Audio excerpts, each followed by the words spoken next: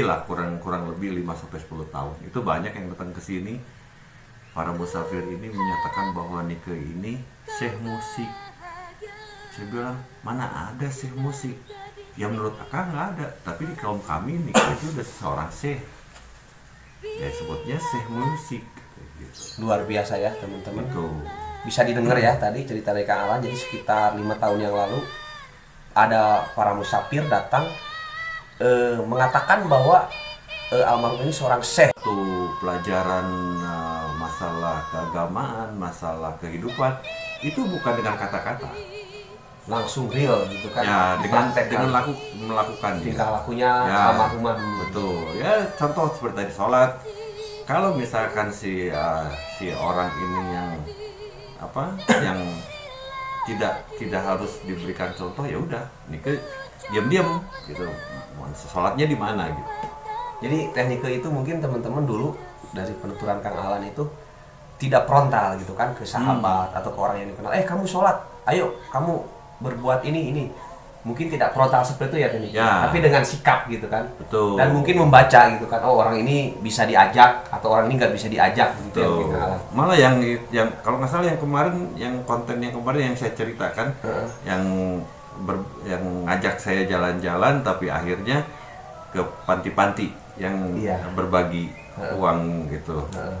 Itu ya salah satu bukti pembelajaran buat saya sendiri. Dikala kita punya uang, jangan berhitung dikala kita mau membagi. Itu banyak yang datang ke sini. Para musafir ini menyatakan bahwa Nike ini syekh musik. Saya bilang, mana ada syekh musik? Ya menurut akang nggak ada. Tapi di kaum kami Nike itu udah seorang syekh. Ya sebutnya syekh musik gitu. Luar biasa ya teman-teman. Itu. Bisa didengar ya tadi cerita dari Kang Alan. Jadi sekitar 5 tahun yang lalu ada para musafir datang mengatakan bahwa almarhum ini seorang syekh gitu kan. Ya mungkin bisa masuk akal juga gitu bagi orang yang yakin, orang yang percaya.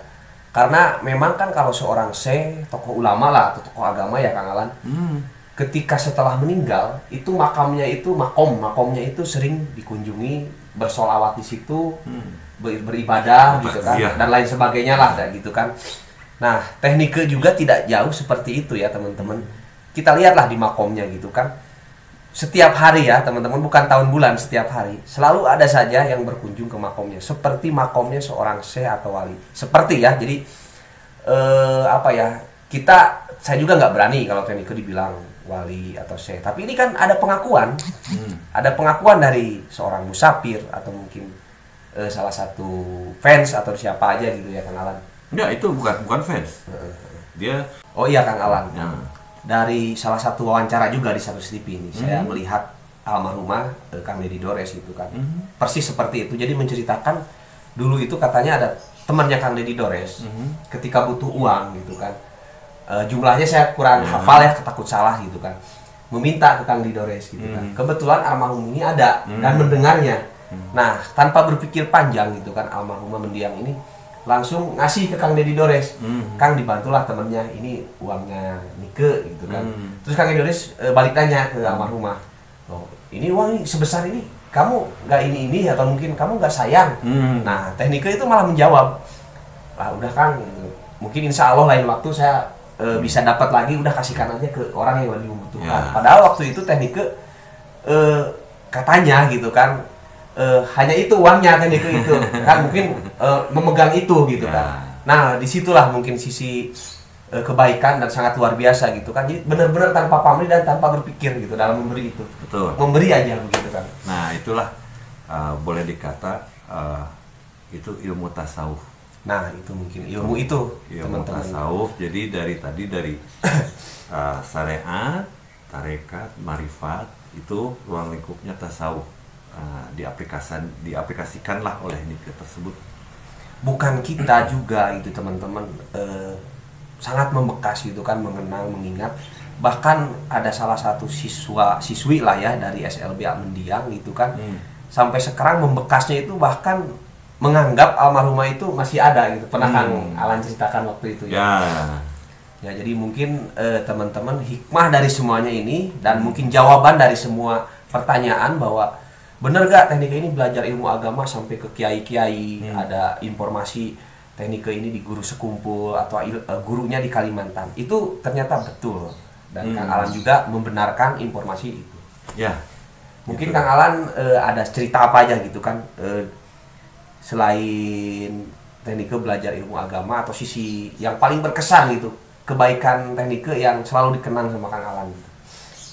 Apa ya? Yang paling dikenang.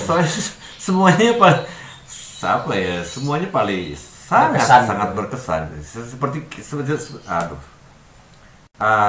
Contohnya sekarang ini, seperti ini, kita duduk di kamar, ini replika ya, replika kamar. Oh iya teman-teman, ini kita berbincang-bincang ini dengan Kang Alan ini, posisinya ini kita ada di museumnya Teknik Keadilan dan di kamarnya Teknik Keadilan gitu. Replika, belum dikasih tahu lupa. Bukan kamar ini, tapi replikanya. Tapi persis seperti ini. Persis.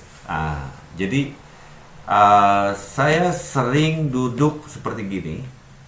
Pintu ini itu pintu yang ke arah halaman rumah. Jadi dikala ada tamu yang datang ini, kita bisa melihat dari jendela ini. Jadi siapa nih gitu.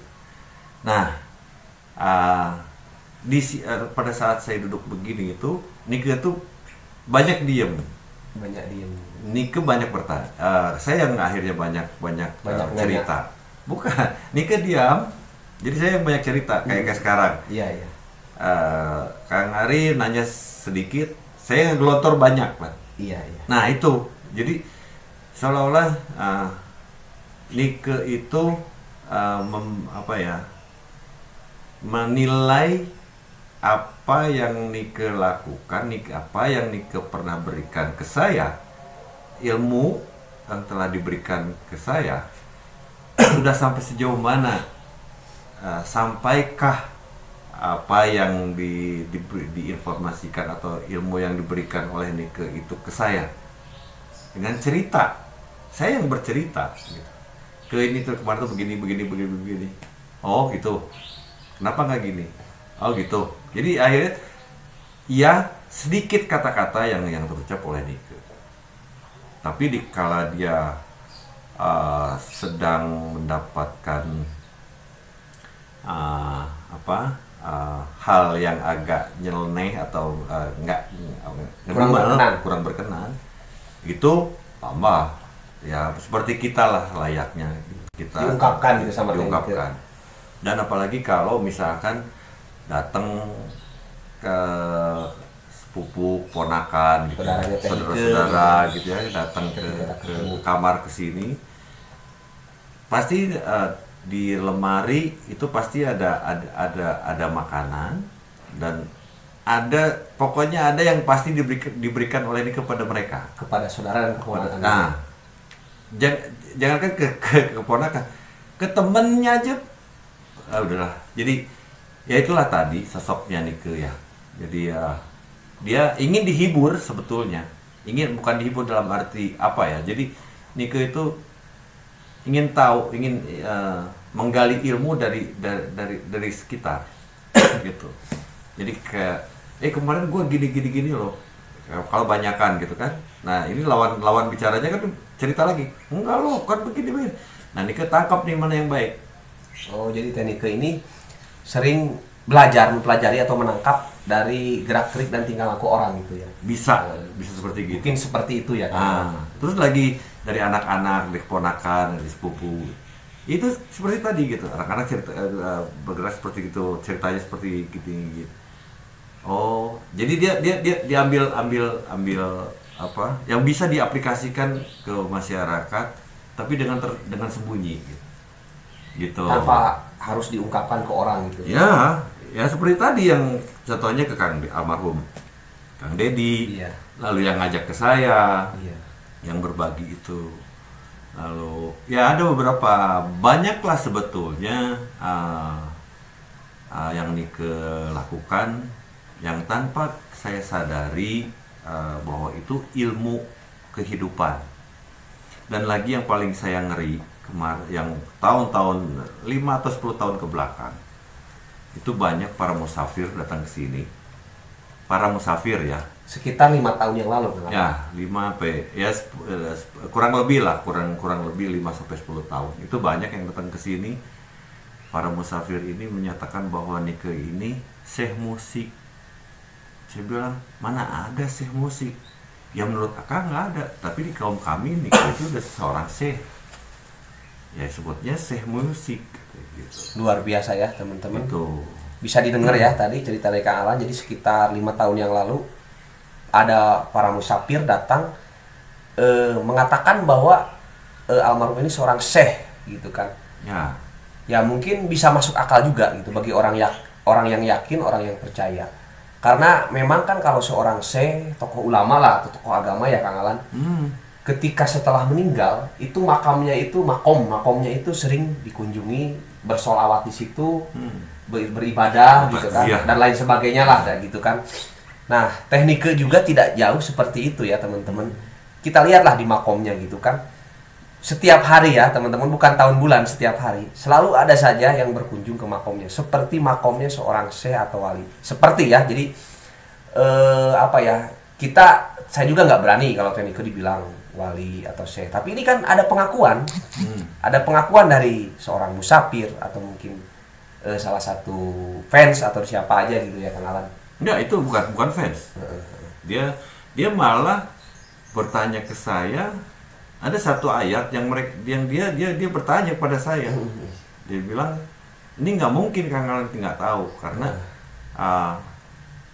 Mbak Nike ini sudah di kaum kami ini, di kaum musafir ini sudah disebut dengan syekh musik. Kalau Kang Alan, masa sih Kang Alan sampai tidak paham apa sih yang arti dari ayat ini katanya gitu. Ya, saya bilang saya mau nggak, emang kalau sosok satu keluarga ada yang paham, emang semuanya harus paham? Kan nggak juga kan? Kayak sekarang musik, Nike sukses di musik. Apa saya harus pinter nyanyi atau saya harus pinter main musik? Nggak juga kan? Gitu. Ya, seperti gitu. Jadi saya terangkan seperti gitu. Tapi dia maksa. Nggak mungkin kan, kalian nggak tahu. Ya akhirnya akal busuk saya yang bercerita gitu, dan akhirnya dia juga menganggap bahwa cerita itu maaf kalau saya kasar ya tadi, akal busuk.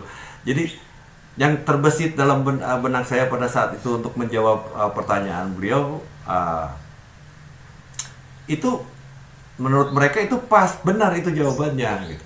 Padahal kalau bahasa Sunda masa kacapruk ya, saya ngejawabnya asal ngomong gitu ya.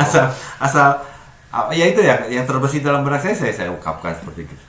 Tapi karena itu tadi, karena saya pun berbicara seperti gitu karena atas dasar arti dari ayat tersebut. Saya ambillah headline-nya gitu loh. Jadi intinya dari ayat itu apa sih? Nah itu yang saya jawab gitu kan. Wah, berarti sangat luar biasa ya teman-teman. Jangan bilang saya ya, belum. Iya. Gini Kang Alan ya, ada yang mengakui gitu kan? Nike, untuk ke Nike, bukan saya. Iya benar. Jadi almarhumah ini diakui benar gitu kan, ada yang mengakui seperti itu ya, seperti yang tadi dijelaskan. Jadi pada intinya mungkin kita ya, untuk generasi kita yang baru-baru, generasi muda gitulah ya, kita melihat sosok Teknik Kalila itu taunya kan seorang aktris, seorang model, seorang bintang film, seorang supermodel entertainer lah gitu kan. Nah di sisi lain lah gitu kan, kita lihat teman-teman, jadikan pelajaran hikmah buat kita tentang ilmu yang dipelajari oleh mendiang. Jadi ilmu kebaikan, ilmu aplikasi kebaikan Teknik di dunia ini selama mendiang hidup, dalam memberi gitu kan, dalam beribadah itu tadi sudah dijelaskan bahwa mendiang tidak pernah menonjolkan, tidak pernah, bahkan mungkin jangan sampai terlihat orang atau diketahui orang.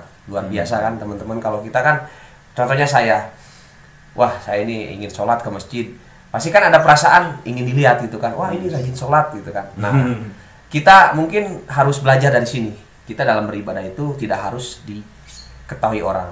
Nah Teknik sudah membuktikannya.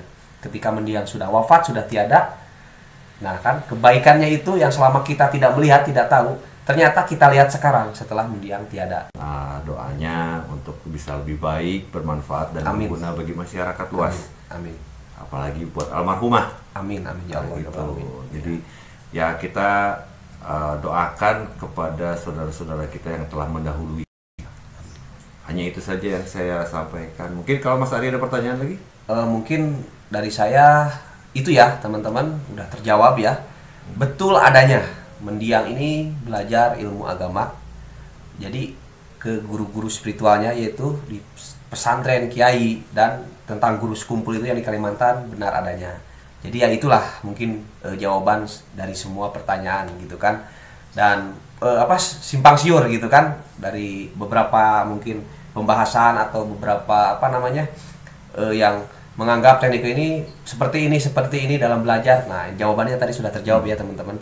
Mungkin itu aja Kang Alan. Amin.